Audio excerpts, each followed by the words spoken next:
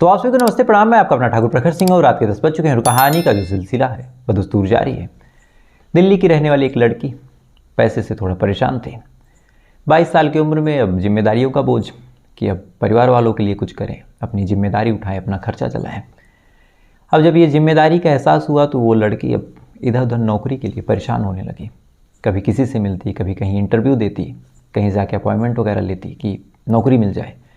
लेकिन तमाम तरह की कोशिशें वो करती रही, लेकिन नौकरी उसे कहीं मिली नहीं। अब जब नौकरी नहीं मिली तो थोड़ा सा डिप्रेशन में गई। आसपास के लोगों से उसने कहना शुरू कर दिया कि अगर कहीं कोई भी नौकरी हो तो एक बार ज़रूर बताइए, वो हर नौकरी करने को तैयार है, चाहे जैसे अपने परिवार वालों की मदद करना चाहती है। अब ऐसे ही जब इधर उधर वो करती रहती है, इधर उधर नौकरी के लिए अप्लाई करती रहती है, तो इसी दौरान उसकी मुलाकात एक राजकुमार नामक शख्स से होती है। राजकुमार से मिलती है, राजकुमार से उसकी दोस्ती होती है।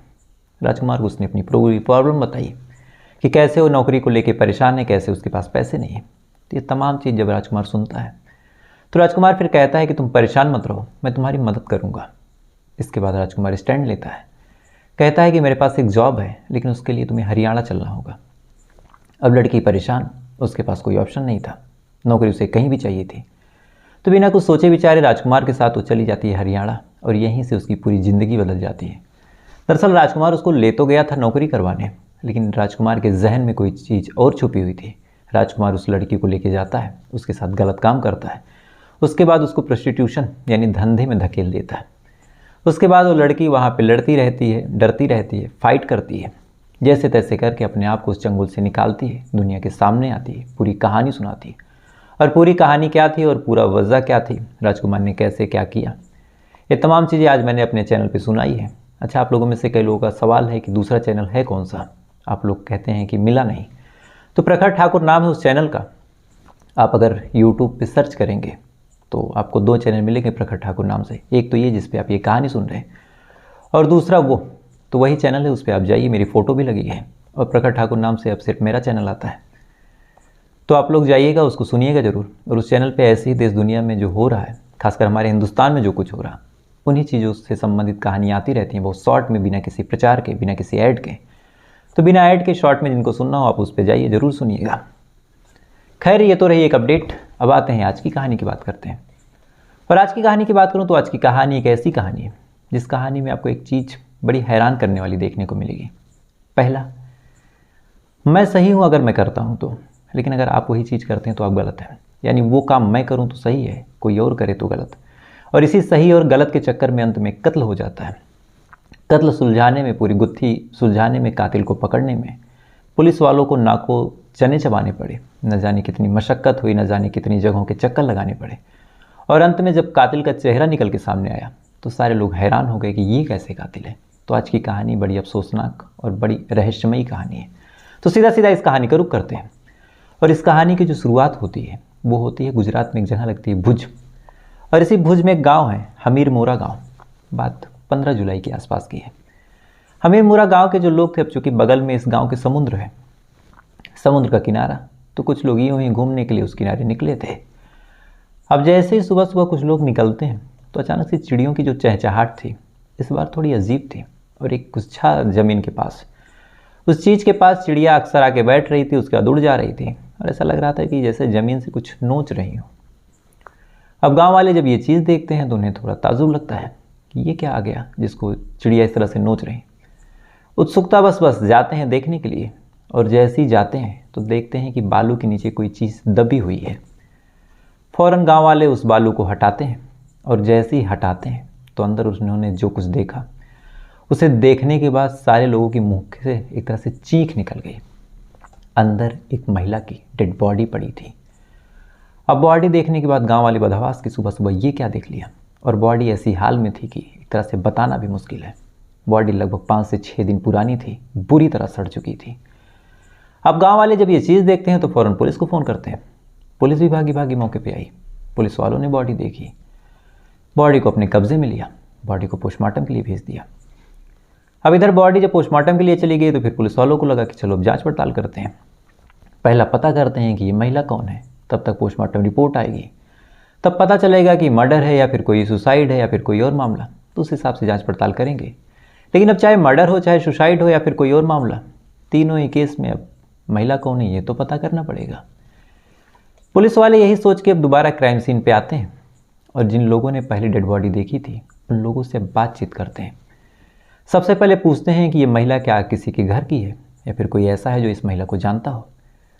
अब जब ये सवाल पूरे गांव वालों से पूछा गया तो सारे लोग एक सुर में कहते हैं कि नहीं, ये महिला कौन है, कहाँ से आई है, किसके घर की है। यहाँ तक जानकारी तो है कि ये महिला इस गांव की नहीं है। अब ये जवाब जब पुलिस वाले सुनते हैं तो फिर पूछते हैं कि अच्छा महिला हो कहाँ की सकती है, यानी यहाँ पे कोई आता है, कैसी जगह है ये। तो इसके बाद गांव वालों ने जो कुछ कहा उसे सुनने के बाद पुलिस वालों की मुश्किलें एक सिरे से बढ़ गई। दरअसल गांव वालों ने कहा कि ये जो जगह है जहाँ ये बॉडी मिली है, इस जगह पे किसी बाहरी दुनिया के शख्स का कोई आवागमन है ही नहीं। इस जगह से सिर्फ हम लोग मतलब रखते हैं, अगल बगल के 1-2 गांव के और लोग मतलब रखते हैं। बाकी ना यहाँ कोई बाहरी मछुआरा आता है, ना ही यहाँ पे कोई बिजनेसमैन, कोई व्यापारी या फिर कोई घूमने वाला, कोई टहलने वाला, कोई पार्टी करने वाला, ऐसा कोई शख्स यहाँ आता ही नहीं है। ये बाकी दुनिया से कटी हुई एक जगह है।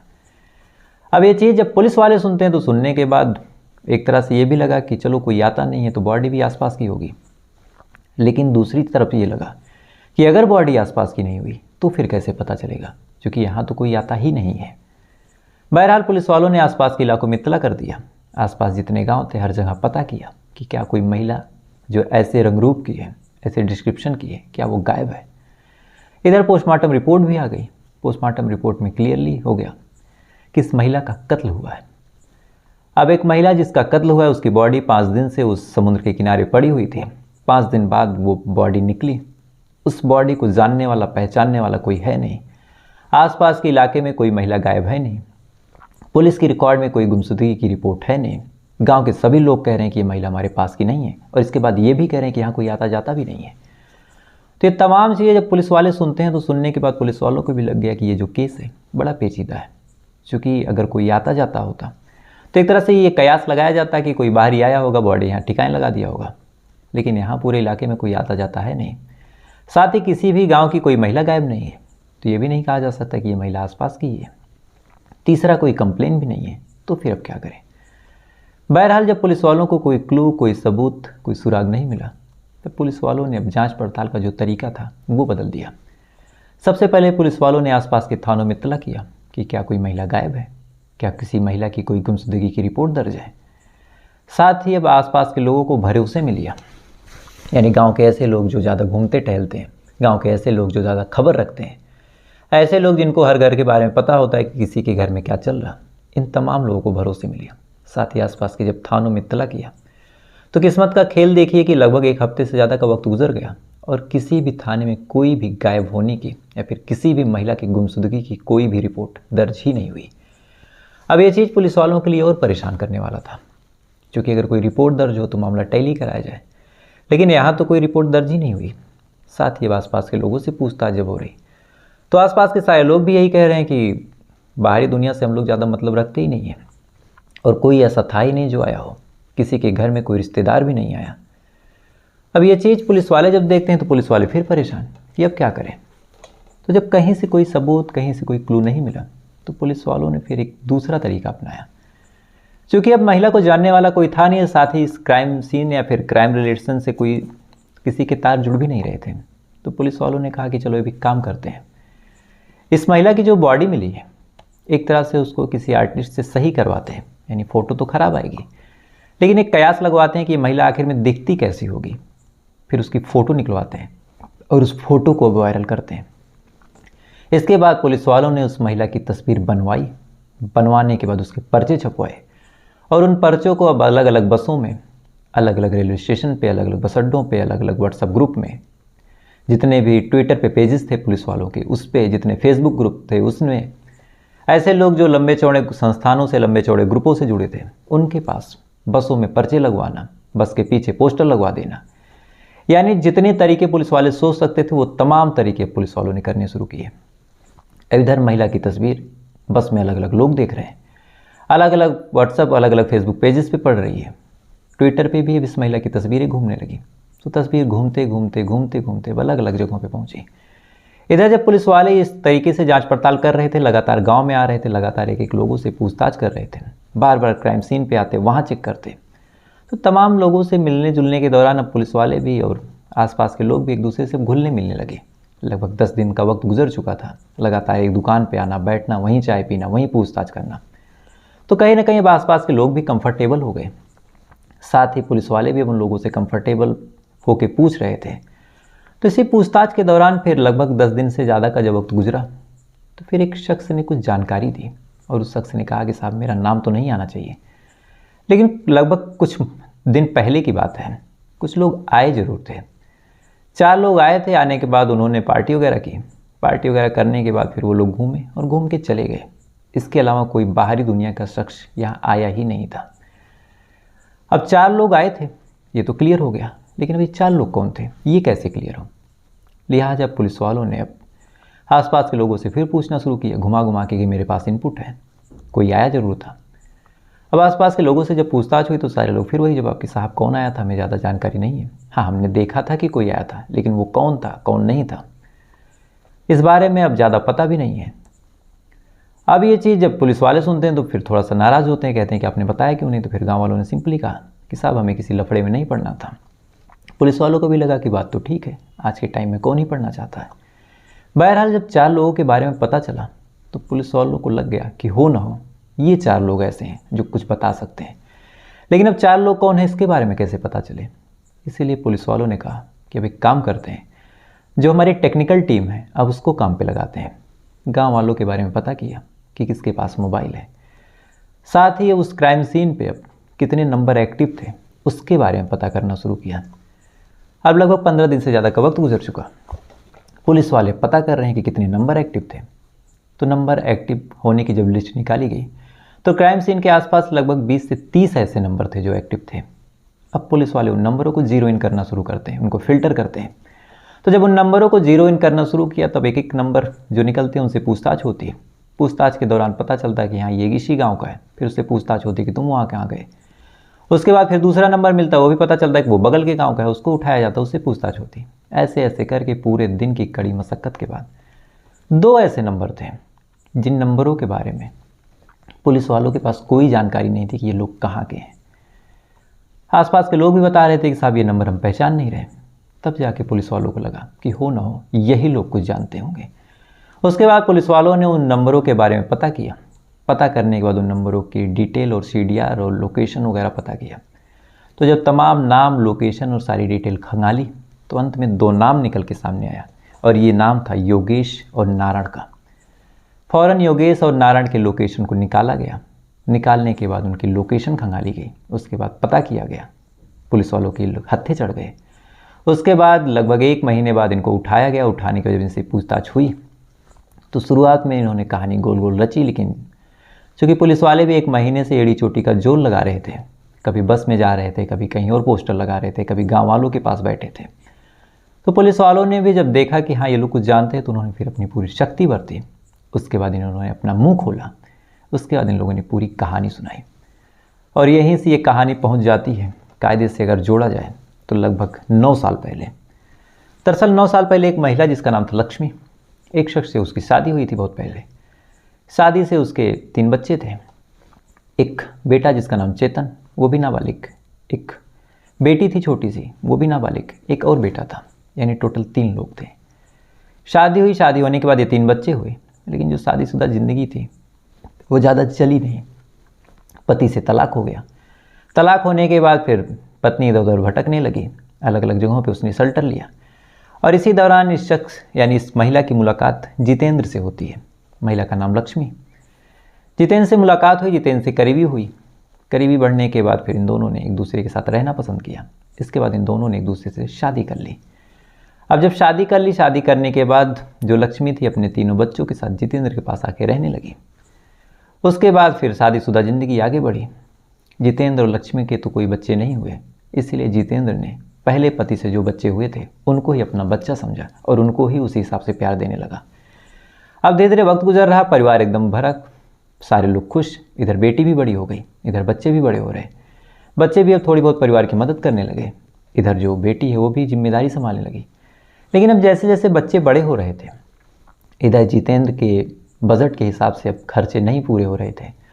तो कहीं ना कहीं लक्ष्मी ने फिर फैसला किया कि अब एक काम करते हैं, मैं भी निकलती हूँ, कुछ जॉब वगैरह देखती हूँ, उस हिसाब से फिर अब मैं भी अपनी ज़िंदगी चलाऊँगी, थोड़े बहुत पैसे मिलेंगे, घर परिवार की मदद हो जाएगी। इसीलिए जो लक्ष्मी थी वो अलग अलग जगहों पे जॉब करने की, अलग अलग जगहों पे नौकरी करने की कोशिश करती है, और अंत में जब कहीं नौकरी उसे मिलती नहीं तो इसे थोड़ी बहुत रंगाई पुताई आती थी। इसीलिए एक ठेकेदार के अंतर्गत इसने रंगाई पुताई करना शुरू किया। अब रंगाई पुताई करना शुरू किया और उसी जगह पे जो योगेश था वो काम करता था। दिन भर वहीं काम करती, शाम को घर आती। काम करने के दौरान योगेश से इसकी बातचीत हो जाती और इसी बातचीत के दौरान योगेश और लक्ष्मी एक दूसरे के करीब आ गए। करीब आने के बाद फिर दोनों के बीच लगातार नज़दीकियाँ बढ़ी, दोनों के बीच संबंध हो गए। अब जब संबंध हो गए, संबंध होने के बाद अक्सर जो योगेश था जब देखता कि जितेंद्र घर पे नहीं है तो लक्ष्मी से मिलने उसके घर पे आता। आने के दौरान लगातार उससे मिलता रहता और इसी दौरान उसकी नज़र लक्ष्मी पे पड़ गई, लक्ष्मी की बेटी पे। अब उसका रिलेशन था लक्ष्मी से, इधर 17 साल की उसकी बेटी, उस पर भी नज़र पड़ी। बेटी बेहद खूबसूरत थी, कहीं ना कहीं योगेश को अच्छी लगने लगी। अब योगेश के दिमाग में एक बहुत गंदा ख्याल आने लगा कि माँ से तो मेरा संबंध है ही, अगर बेटी से हो जाए तो कितनी अच्छी बात है। इसके बाद उसने बेटी पे भी डोरा डालना शुरू किया। बदकिस्मती का खेल कि बेटी भी उसके प्यार को, उसके प्रपोजल को स्वीकार लेती है, यानी अब एक ही घर में माँ और बेटी दोनों से उसके संबंध है। माँ इस बात से अनजान थी, लेकिन एक बार ऐसा हुआ कि लक्ष्मी काम से बाहर गई थी, इधर जितेंद्र को भी थोड़ी बहुत भनक लग चुकी थी। तो भनक लगने के दौरान जो जितेंद्र था जब अपनी बीवी लक्ष्मी को रोकता है कि योगेश को घर पे ना बुलाओ, योगेश आएगा तो उससे समाज में बदनामी होगी, तो कहीं ना कहीं लक्ष्मी ने फिर अपने पति से लड़ना शुरू किया और कहा कि योगेश का जब मन होगा आएगा, अगर तुमको रखना है अपने साथ तो रखो मुझे, नहीं तो छोड़ दो। अब पति जब ये बात सुनता है बेचारा, वो तो एक तरह से जलील हो गया कि बीवी ने ऐसा बोल दिया तो क्या ही बोलूँ, एक तरह से उस जान के भी अनजान बना रहा। लेकिन इसी दौरान जब लक्ष्मी की बेटी से योगेश के संबंध होने लगे, लगातार उस लड़की से मिलने आता, तब पिता को लगा कि ये चीज़ें बर्दाश्त नहीं। पिता ने फिर लक्ष्मी को बुलाया, लक्ष्मी को डांटा फटकारा और कहा कि जिस हिसाब से तुम कर रही थी आज उसका खामियाजा देखो, कि पहले तुमसे संबंध था, आज हमारी जो बेटी है उससे भी उसका संबंध हो रहा है और हमारी बेटी को यूज़ कर रहा। अब ये बात जब लक्ष्मी सुनती है तब जाके उसकी आंखें खुलती है और उसके पैरों तले ज़मीन खिसक जाती है कि जिस शख्स को मैंने प्यार किया, पसंद किया, वो मेरी बेटी को भी यूज़ कर रहा। अब लक्ष्मी इस रिश्ते के खिलाफ अपनी बेटी को डांटती फटकारती है, अपनी माँ को यानी अपने बॉयफ्रेंड को भी रोकती है, कहती है योगेश से कि इस चक्कर में ना पड़ो, मेरी बेटी से दूर रहो। लेकिन अब योगेश भी उस लड़की के लिए परेशान, लड़की भी परेशान। अब लेकिन इधर जब माँ और पिता दोनों रोक टोक लगने लगे, दोनों मना करने लगे, तो कहीं ना कहीं लड़की इस कदर परेशान थी कि उसने फिर कह दिया कि काम करो, मुझे चाहे जहाँ से चाहे जो करके अपने साथ रखो। अब योगेश ने जब ये बात सुनी, इधर लक्ष्मी लगातार विरोध कर रही थी, दबाव बना रही थी, तब योगेश के जहन में एक चीज़ आई कि काम करते हैं, इस लक्ष्मी को अब रास्ते से हटा ही देते हैं। तो फिर रास्ते से हटाए कैसे? तो एक ही तरीका, कत्ल करते हैं। तो फिर कत्ल ऐसा करना था कि कहीं नाम भी ना आए, बॉडी भी ना मिले। तो इसके लिए फिर उसने अपने दोस्त नारायण का साथ लिया। नारायण को बाकायदा बुलाता है, अपने प्लान में शामिल करता है। इधर बेटी पूरा सपोर्ट करती है। इसके बाद योगेश लक्ष्मी को फ़ोन करता है और कहता है कि यार मुझे तुमसे कुछ कहना है। लक्ष्मी कहती है कि बोलो। कहता है ऐसे नहीं, मिल के कहना है।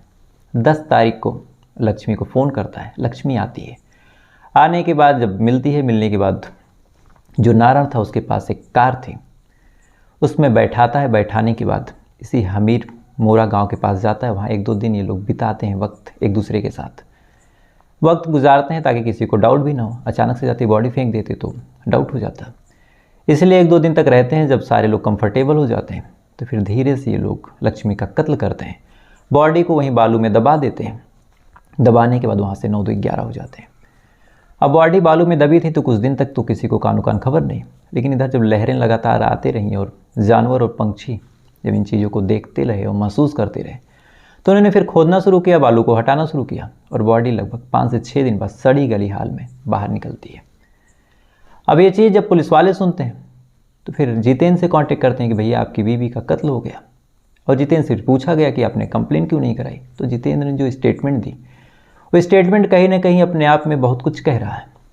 दरअसल जितेंद्र ने कहा कि मेरी बीवी ने मुझे जलील किया था और मेरी बीवी ने मुझसे कहा था कि मैं चाहे जहाँ जाऊँ तुम्हें मतलब नहीं होना चाहिए। तो इस बार भी मुझे लगा कि शायद किसी के साथ कहीं गई होगी, जब उसका मन भर जाएगा तो वापस मेरे पास आ जाएगी। यानी एक पति आप सोच के देखिए कि इस कदर मजबूर हो गया कि जो बीबी थी 1 महीने से गायब थी।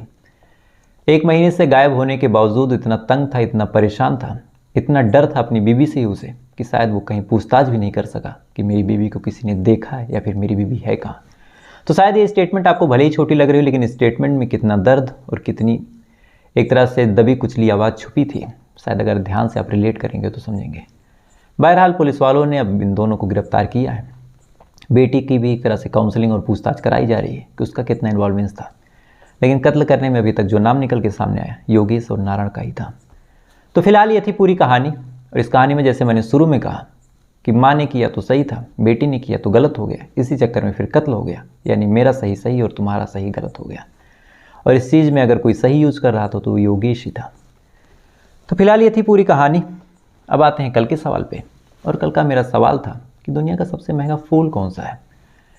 इस सवाल को मैंने पूछा और इस सवाल का जो सही जवाब है वो है सेंजेक नांगके आर्चिड। हालांकि ये मुझे थोड़ा सा डाउट हो गया, क्योंकि एक और नाम निकल के सामने आया, वो था जूलियट रोज, जिसकी कीमत एक ऑनलाइन वेबसाइट पे जब उसकी नीलामी की गई तो 130 करोड़ रुपए। अब ये जो सेंजेक नांगडे आर्चिड है इसकी कीमत 86 लाख रुपए थी 2005 में। और जूलियट रोज के बारे में ये भी कहा गया कि अब 130 करोड़ रुपए। यही दोनों सही जवाब हैं। अब कितना क्या फैक्ट है वो अब 1-2 दिन और चेक करना पड़ेगा। खैर, ये तो जिन लोगों ने सही जवाब दिया उनको दिल से शुभकामनाएं। अब आते हैं आज के सवाल पे। और आज का मेरा सवाल है कि पापड़ की जो कंपनी होती है, अब कई ऐसी कंपनियां जो पापड़ बना के बेचती हैं, करोड़ों कमाती हैं, लेकिन कोई ऐसा हो जो पापड़ को फ्राई करे या फिर पापड़ को आग पे भूने और उस वजह से लाखों कमा ले। तो ऐसा कौन है और कैसे कमाता है, ये अपने आप में बड़ी इंटरेस्टिंग कहानी है। तो अगर आपको पता हो तो कमेंट करके बताइएगा, नहीं पता हो तो कल का इंतज़ार कीजिएगा, कल मैं आपको बताऊंगा। साथ ही आपको एक आइडिया भी लगेगा कि एक आदमी अगर करना चाहे तो क्या कुछ नहीं कर सकता।